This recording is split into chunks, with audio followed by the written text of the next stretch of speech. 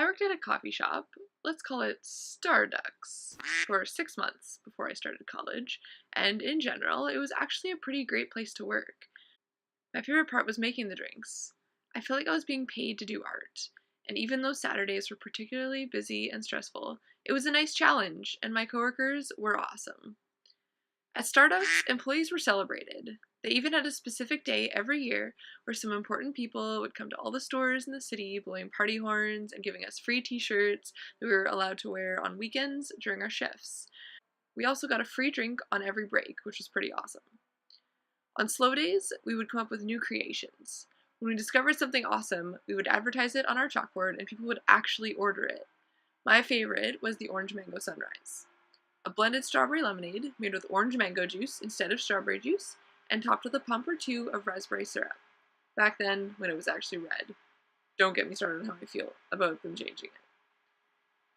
We had a few regular customers that I look forward to seeing, like Patrick, the old guy who always came by on weekdays for his morning coffee. He tried to tip us $20 once. Then there were also customers who, to put this in nicer terms, were unpleasant to deal with. Like the angry coffee guy who came by one day the second we opened, when the dark roast was still finishing brewing, and you'd think I told him we pooped in his coffee by the way he reacted when I told him it would be another few minutes before it was ready. Here I'm depicting the customer that probably drove me the most crazy of my whole time working at Starducks.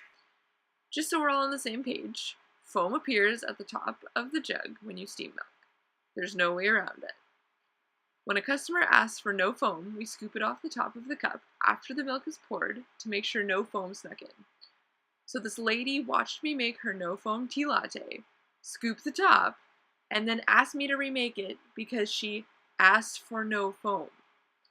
So I shrugged it off, remade it exactly the same way, hoping this would satisfy her. Spoiler alert, it didn't. I handed it to her. She looked at the few bubbles that were floating around the edge of the inside of the cup, and then accused me of leaving soap in her disposable cup. So at this point, I was using every muscle in my body to keep smiling and to not tell her how ridiculous she was being. I agreed to remake her drink again, but she saw right through my fakeness and told my supervisor friend that she didn't like my attitude.